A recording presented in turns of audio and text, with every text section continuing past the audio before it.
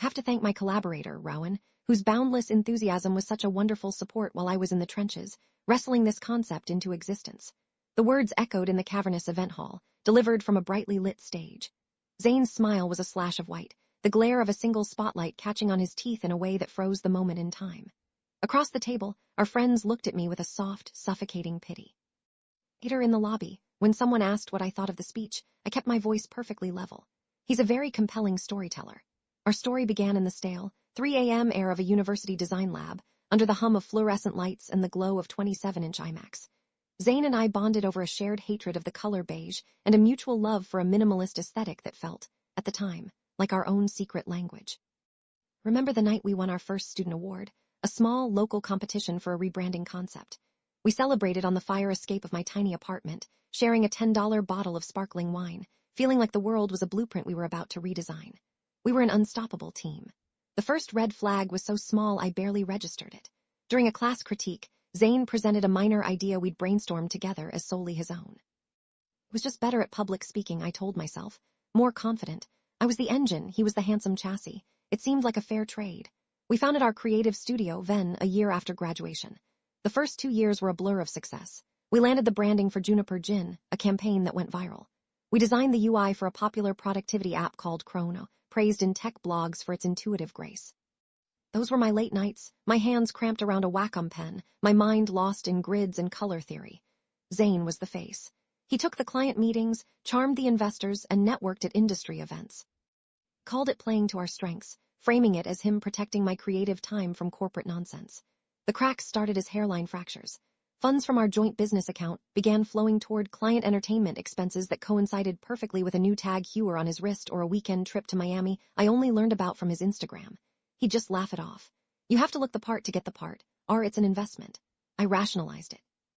I wanted to believe in the team. The discovery was an accident, a digital trip and fall. I was searching our shared server for a 1099 MISC form for our accountant when my search query pulled up a file from a locked directory I'd never seen before. The folder was named ZV Ventures. Inside was the architecture of a different life. A parallel LLC, registered 6 months prior, solely in Zane's name. Contracts with 3 of our biggest clients, including Juniper Gin, quietly migrated over to his new company. But the real theft, the thing that hollowed me out, was a pitch deck. In it, he outlined his new agency's founder's vision. It was my philosophy. My words, my design ethos, painstakingly developed over a decade, copied and pasted under a professional headshot of him looking thoughtfully into the middle distance. He hadn't just stolen our clients and our money. It was colonizing my identity. The breaking point was the Ascendant Awards ceremony. Ven was nominated for Digital Experience of the Year for the Chrono app, or so I thought. When they called the winner, the announcer said the award went to ZV Ventures. Zane walked to the stage alone.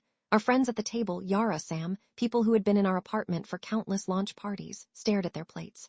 And then he gave that speech. The monologue that painted me as a cheerful assistant, a sidekick. Some people have the ideas, others have the talent to execute, he'd said with a magnanimous air. I'm just lucky I found someone with such a great attitude. The applause sounded like static in my ears. In that moment of profound public humiliation, the anger didn't boil over. It froze solid. It became a plan. And in his self-congratulatory haze, he'd made a fatal mistake. He mentioned the exact date he'd first conceived the Chrono concept. August 14th. A date burned into my memory for a different reason. That was the day of my grandfather's funeral, 500 miles away. He'd chosen the one day in 5 years for which I had an ironclad, geotagged alibi. The next morning, I didn't call him. I called a lawyer. Ms. Vieira was a name whispered in design circles, a shark in a silk blouse who specialized in intellectual property disputes. Our first meeting was brief. I laid everything out. She listened without a single flicker of emotion, her only response a quiet, "The retainer is $15,000. I transferred it from my personal savings that afternoon. For the next 6 weeks, I was a ghost. I responded to Zane's texts with one-word answers. He'd write, "Hey, you've been quiet. Everything okay? Need to talk about our next steps." I wanted to scream, but Vieira's voice was a calm presence in my head. "Let him build his own cage, Rowan. We are just providing the materials." I nearly broke when he sent a picture of the Ascendant Award on his new mahogany desk. "Our baby," the text read. I typed out a furious reply, my thumb hovering over the send button. Then I deleted it and sent Ms. Vieira another file instead. We worked methodically. The evidence accumulated into an undeniable mountain. Server logs proving I created every core design file for Chrono, with timestamps predating his new company's existence. Scans from my personal sketchbook from the previous year, showing the app's initial wireframes. The financial records showing 42 separate transfers from the Venn account to his ZV Ventures account, totaling $112,000. The ironic centerpiece, my plane tickets, hotel receipt, and a dozen timestamped photos from my grandfather's memorial on August 14th. Ms. Vieira filed for a binding arbitration, citing the dispute resolution clause in our original partnership agreement. We framed the request as a minor financial disagreement. A decoy. Zane walked into that sterile conference room with his smug, expensive lawyer, thinking he was there to swat away a fly. The arbitration room was cold, all gray tones and polished steel. Ms. Vieira began with a calm, clipped opening line. We are here today to discuss the equitable dissolution of the Venn partnership. Zane leaned back in his chair, a portrait of condescending boredom. He made a lowball offer to buy me out, a sum that was an insult in itself. Ms. Vieira didn't even acknowledge it. Instead, she placed a thin binder on the table. The first wave of the attack was financial. Printouts of the bank statements, the fraudulent transfers highlighted in yellow. Zane's bravado faltered. His face tightened, his lawyer started shifting uncomfortably. They began to whisper. Then came the second wave. Ms. Vieira slid another folder across the table. Exhibit D on one side was the founder's vision page from his new company's pitch deck. On the other, scans from my Moleskine sketchbook, dated 8 months earlier. The text was nearly identical. Mr. Vance, Vieira said, her voice cutting through the silence at the Ascendant Awards, you publicly stated that you conceived the Chrono concept on August 14th. Is that correct? He nodded, a flicker of pride still in his eyes. Yes, that's right. Vieira placed my travel itinerary and a photograph of me with my family on the table. The arbitrator looked from the evidence to Zane, whose face had gone a dead, ashen color. He just stared at the photo, his mouth slightly ajar. It's a misunderstanding, he whispered, the words catching in his throat. No, it's a clarification. Chaos of the next 24 hours was a distant noise.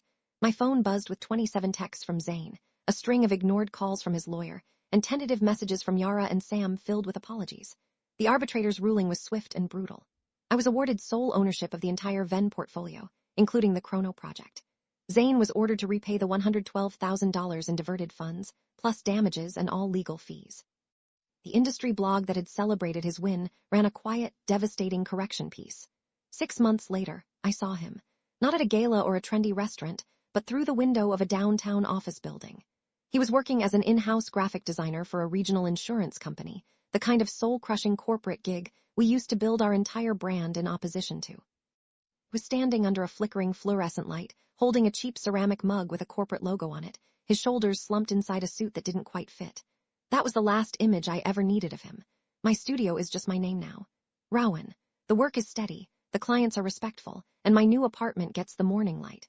I've learned that my enthusiasm isn't a liability, it just requires a meticulously worded contract.